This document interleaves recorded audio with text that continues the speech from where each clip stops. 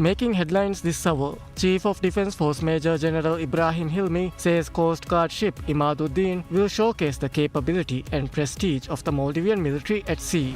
Australia's Special Envoy for the Indian Ocean, Tim Watts, says Australia is working to further strengthen its defence cooperation with the Maldives, describing the military relationship between the two countries as strong and growing.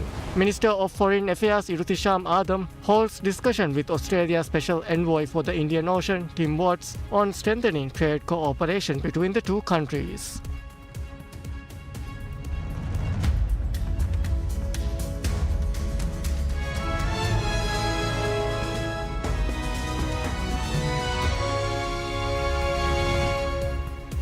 Bismillahirrahmanirrahim. Assalamu alaikum and welcome to PSM News in English with me, Abdullah Ahil. And now the news in detail. Chief of Defence Force Major General Ibrahim Hilmi says Coast Guard ship Imaduddin will showcase the capability and prestige of the Maldivian military at sea.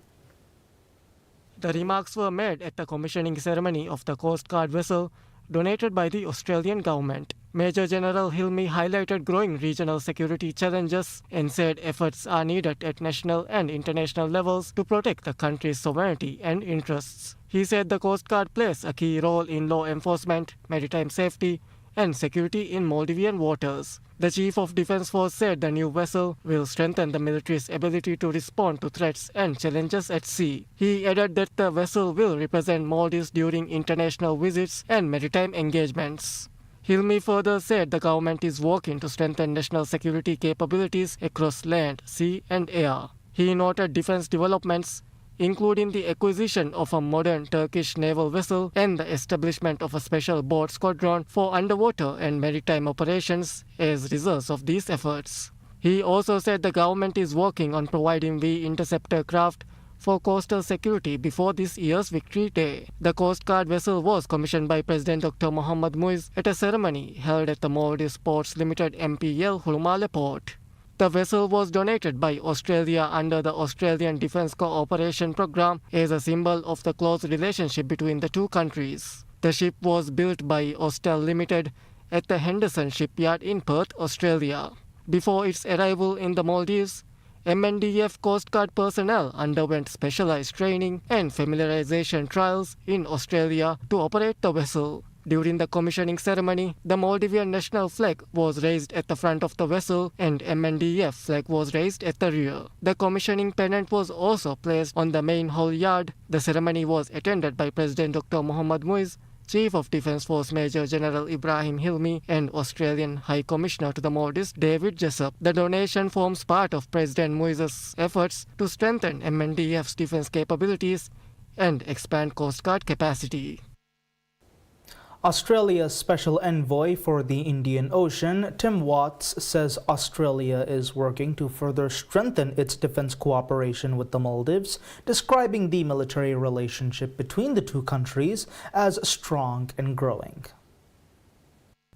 Speaking at the commissioning ceremony of the Coast Guard vessel Imaduddin, which was donated to the Maldives by the Australian government, Watts said the Maldives and Australia have worked closely together on important initiatives since establishing diplomatic relations in 1974. He said the bilateral relationship is built on mutual respect, trust, and a shared commitment to international rules and principles, adding that the donation of the vessel symbolizes the strength of that partnership. Watts noted that around one-third of global trade and two-thirds of the world's oil shipments pass through the Indian Ocean. He said the region's security has long been a matter of concern and that Australia and the Maldives are working together on a range of defence initiatives to strengthen maritime security. Highlighting more than 5 decades of diplomatic relations, Watts said cooperation between the two countries has expanded in education, maritime affairs, and maritime security. He noted that many Maldivians pursue higher education in Australia each year, while thousands of Australian tourists visit the Maldives annually. He also said the two countries cooperate closely in international forums. This represents a clear reality.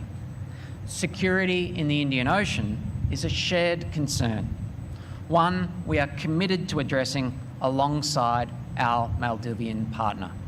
Watts expressed confidence that the newly commissioned vessel would play an important role in safeguarding the Maldives' future. He said it would enhance maritime security, strengthen law enforcement capabilities, support humanitarian assistance during emergencies, and improve the country's ability to respond to future challenges. Minister of Foreign Affairs Irutisham Adam holds discussions with Australia's Special Envoy for the Indian Ocean, Tim Watts, on strengthening trade cooperation between the two countries. The meeting was held during Watts' visit to the Maldives as a special guest of the Maldivian government for the country's 61st Independence Day celebrations.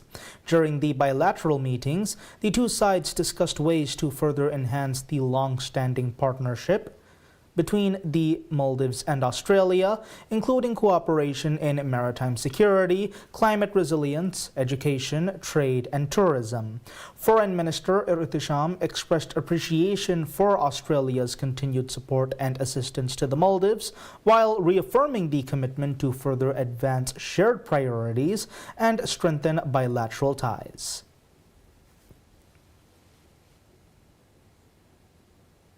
Prince Dr. Mansour bin Mutaib bin Abdul Aziz Al Saud, advisor to the custodian of the two holy mosques, Minister of State and cabinet member of the Kingdom of Saudi Arabia, departs the Maldives after concluding his official visit to attend the celebrations commemorating the 61st anniversary of the independence of the Maldives.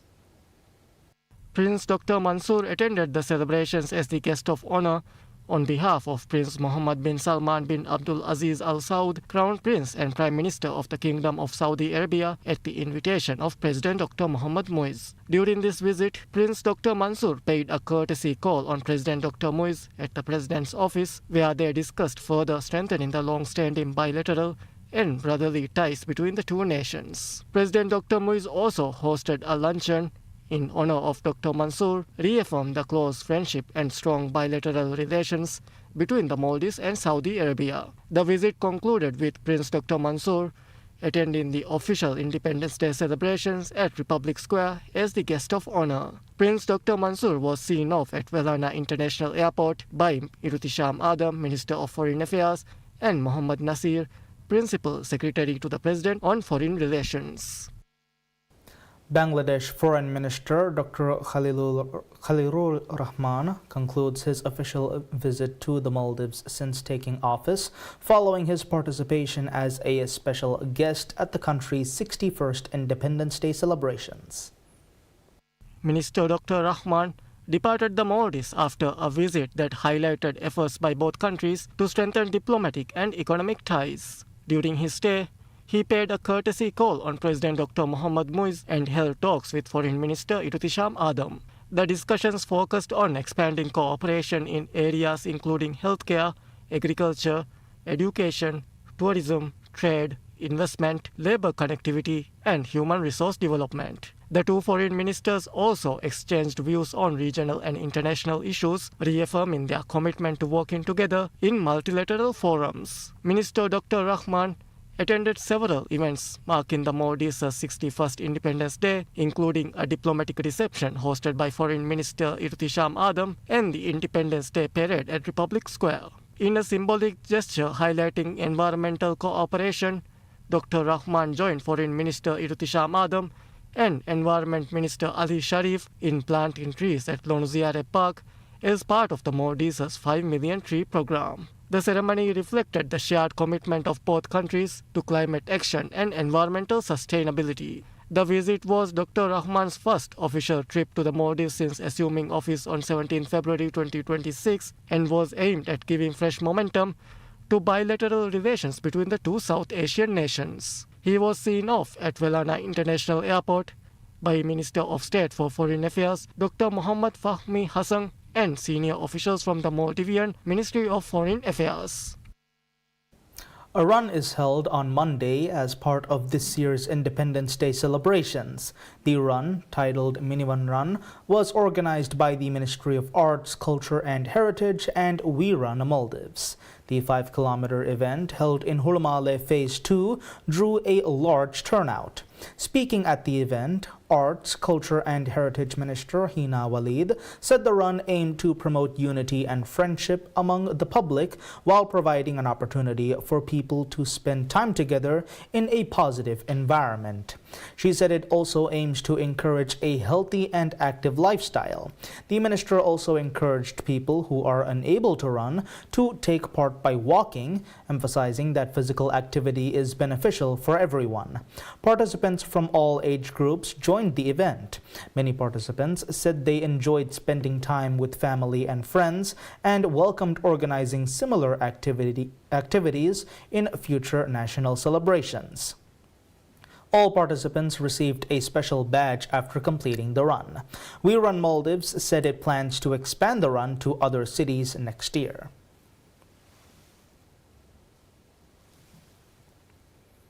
Japanese ambassador to the Maldives, Ishigami Rumiko, says the newly inaugurated Maritime Coordination Center, or MCC, in Vilimale will serve as both an operational hub and a training facility for the Maldives Coast Guard. Speaking during the official opening of the center, Ambassador Ishigami highlighted that the center, funded by a $3.7 million grant from the government of Japan, will markedly increase the Coast Guard's human resource capabilities and strengthen maritime safety across the archipelago. The project, which began in 2022, faced delays before being revived on the initiative of President Dr. Mohammad Muiz. In addition to Japan's financial support, the United Nations Office on Drugs and Crime (UNODC) facilitated site development, while the Australian government contributed technical assistance. UN representative to the Maldives, Hao Zhong, echoed the ambassador's remarks, noting that under the UN Convention on the Laws of the Sea, states must ensure adequate rescue arrangements for their vast maritime zones. Zhong pointed out the Maldives maritime area far exceeds its land, posing significant challenges for authorities. But with the MRCC now in place, these challenges will be alleviated and the Coast Guard's work will be brought under one roof, he added. He also added that the center is envisaged as a regional platform for information exchange and joint training, welcoming participation from regional countries. The government has said that the new center will enable real-time coordination on search and rescue operations, improve maritime domain awareness, and provide a structured environment for capacity building programs. Chief of Defense Force Major General Ibrahim Helmi says the inauguration of the newly completed Maritime Rescue Coordination Center, or MRCC, for the Maldives Coast Guard marks a significant upgrade in the nation's ability to respond to maritime emergencies. Speaking during the official inauguration of the building, the Chief of Defense Force, while stressing that the vast expanse of the Maldives' territory is ocean, warned that delayed response to accidents at sea can quickly lead to loss of life and property, underscoring the critical importance of robust maritime security. The state-of-the-art MRCC, whose construction was revived this year after earlier delays, now features an operational control room, training classrooms, and an auditorium equipped for search and rescue drills and law enforcement education. The facility's modernization was made possible through funding from the government of Japan and technical support from the United Nations Office on Drugs and Crimes. Major General Hilmi noted that the upgraded facility fulfills the Maldives National Defense Force's legal mandate to rescue people and assist vessels in distress. He thanked President Dr. Mohammad Muiz, who personally pushed for the resumption of the project, prioritizing its completion to enhance the country's search and rescue capacity.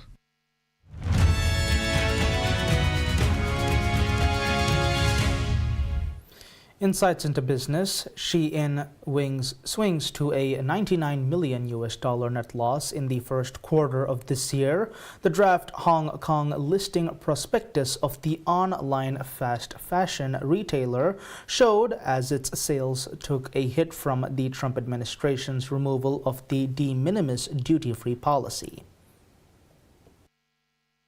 The filing lays the groundwork for investor roadshows and official book building of its much-awaited global offering.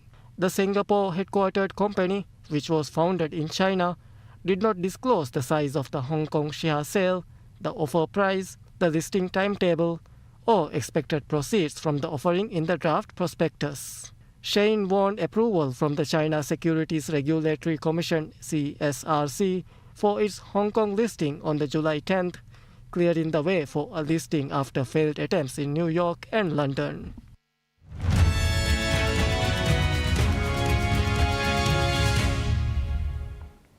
Taking a look at international events, Britain's new Prime Minister Andy Burnham will always put Britain's interest first, he tells the BBC in an interview when asked whether he was willing to call out US President Donald Trump.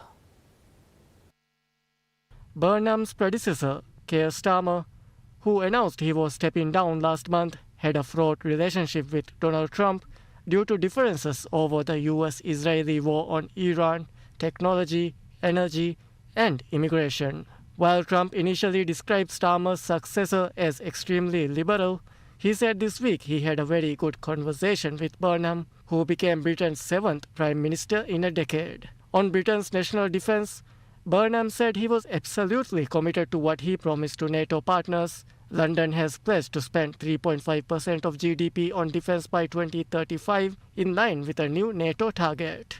Well, I've had one phone call, and it was a good exchange. I always will judge people as I find them. I've lived my whole life by that, and I found him to be really warm on Monday. But obviously, we will continue to build a relationship as we go forward. Burnham's newly appointed Chancellor John Healey resigned as Defence Minister in the previous government after saying that unless a commitment was made to spend 3% of GDP on defence by 2030, Britain would not be safe. Burnham did not commit to the 2030 target in the interview. When asked, Wes Streeting, who was appointed Defence Secretary by Burnham last week, said any timetable for increasing defence spending was the decision of the Finance Minister. The full interview with Burnham will air on the BBC's Panorama programme on the 28th of July.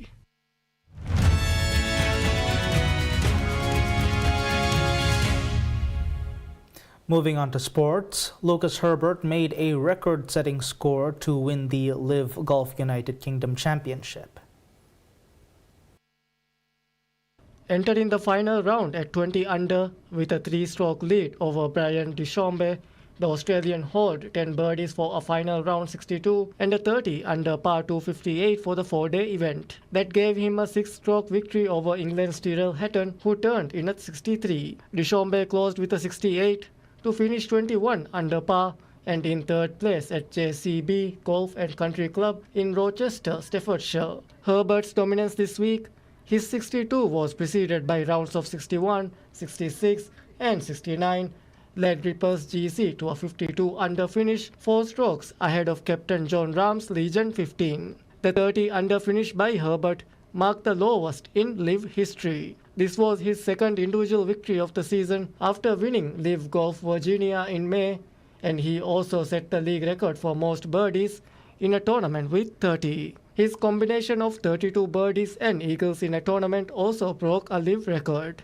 Herbert said confidence in his game grew after his strong finish at the Open Championship last week at Royal Birkdale, where he finished 4 shots behind winner Ryan Fox and tied for 6th. Australian Cameron Smith shot at 69 on Sunday to finish in 4th at 17 under, while Mexico's Abraham Ancer and Caleb Soret shared 5th at 14 under. Championship lead Rahm could only manage a tied 23rd after a difficult weekend, which with a 70 on Sunday to finish 4 under.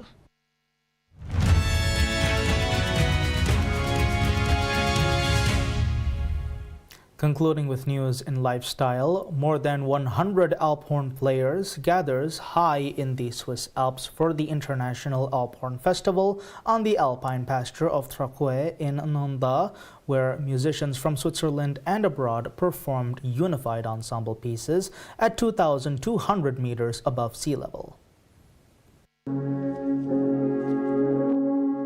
The annual event brings together around 100 Alphorn players for its unique competition and its ensemble performances, offering spectators a glimpse into Swiss folklore and traditions. Organizers describe the festival as a major celebration of Swiss culture, featuring dancers, yodelers, bell ringers, whip crackers, and flag wavers, as well as a parade with floats and cattle, and an arts and craft market with more than 20 exhibitors. Another French participant, Olivier Briswelle, said the instrument is more often played in towns, villages or halls than in the mountains, making the outdoor performance in its natural setting especially rewarding. Patricia Monori, an alp horn player from Nandes, said the gathering remained a special occasion despite having attended for years. Originally used to communicate from one valley to another, the alp horn once again echoed through the mountains as more than 100 players performed together. For Philippe Chevalier of Custard, the appeal lies in the freedom of interpretation. And that's all the news we have for today. We'll be back with any further updates. Until then, I'm Abdullah Ahil from PSN News.